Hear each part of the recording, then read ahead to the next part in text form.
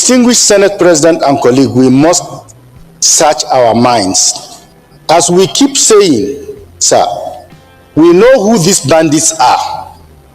We know where they are. We know what they want. What is left for us to conclude? If we are going to do negotiation, do it and finish it. If we are going to fight, we'll fight it to the finish. What is the big deal? We know everything. Why are we covering? Why are we covering all these things? Why are we covering all these things? Distinguished Senator. Hey, sorry, the world wants to know. Yes, we want to know. I thought they said 25 girls. Why are they reporting 24 being released? Remember they asked question, Abi? It go shocking and say this 24 they're talking about are 204 or 240. Okay. Sure, you people know that. Let me know if you go there. My senior comrade, the senator from Abia State, Aburime, blew hot yesterday at the plenary. We all know what is going on in Nigeria. The insecurity and the nonchalant attitude of the government, and for them living in denial right from day one, is the reason why the country will remain at this level and there will be no solution at all. How can you? This senator just told us now that they are aware, they know what these people want. They know them. Now, that will bring us to the allegation that many have been speculating all along that these people were imported into Nigeria in 2014 ahead of 2015 election. So it seems like the whole thing they get as a B. Now go back to where you're coming from. They don't want to go. So let's take a listen to what senior comrade is saying, talking about Senator Aburube. Made a very profound statement, which I will quote. He says that in times of universal deceit, telling the truth becomes a revolutionary act. We are being told every day to be patriotic. We are being told here that we shouldn't say anything against. We are being told that, oh, you shouldn't talk about the past. You should focus on the present. Yet, on this floor, rather than focus on what we are supposed to talk about, we go back to say, oh, during 2015, oh, the Chibok girls happened, and oh, we are now rescuing people. People were not rescued at that time. During Chibok, 17 local governments in Katsina were not having palace with bandits. People in Kebbi were not leaving all the rural areas and coming to only the urban areas to stay. People in Niger were not being kidnapped.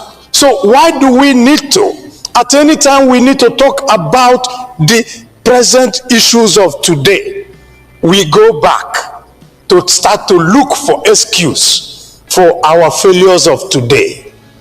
I only want to say, let us do the right thing. We're not blaming this government for what they are finding itself, but it is the government in power, and they should do the right thing. What are the right things? We take only one example. The governor of Kebbi said that somebody ordered troops out and people were kidnapped. Till today, nobody in Nigeria knows what happened, and no question has been asked. And we are sitting down here as a parliament, and we turn and we talk. Yet, somebody is responsible. If I'm the commander-in-chief, I will call the army commander in that place and the head of the army and say, if you don't get me the head of this person who withdrew the troops to put all these children in jeopardy, then you make an example of him. That is how a country is run. A country is not run on pacification. A country is run on confronting issues. I rest my case. You rest your case, my senior comrade, in the battle of restoring Nigeria back to default setting. You see, let's look at the point here. Number one, the excuse. The government is living in denial. Now, the first senator, Garuba, he talks about them being aware, knowing exactly what is going on in Nigeria, knowing who those bandits are, knowing what they want. If you want to negotiate, negotiate. If they want $1 trillion for them to leave Nigeria, give them the $1 trillion. If you want to fight them, then fight them squarely. And he is saying, Burebe is saying, that every time issues like this come up, we go back into looking at what happened in Goodluck Jonathan's administration 10 years ago. If you want to compare, please compare the last administration to this one, not going 10 years ago. And that is the problem. It's a big problem. They are saying, we start comparing. That time they were not rescuing, but we're rescuing now. But people are...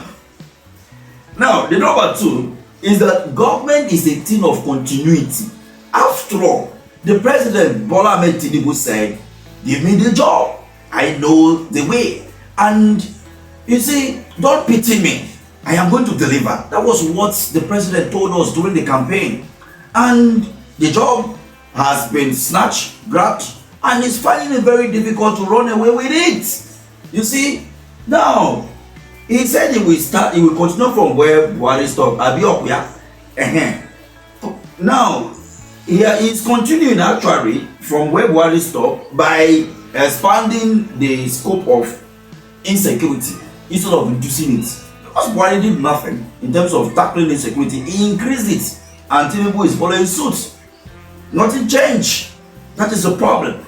And the last part was when Aburbe said, if he is the head of, or he is the president, the CNC, he is going to call the head of the army and ask him to produce who gave the order to withdraw the troops from that KB secondary school. The statement I'm going to make next, you may not like it, but that is the reason why they will not allow Peter Obi.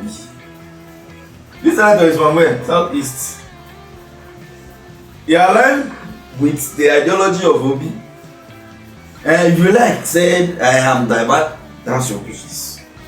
But the truth of the matter is this.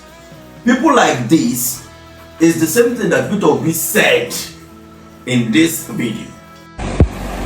Please, it's not genocide. Please, it's not this. But to me, I'm not safe. Come and help.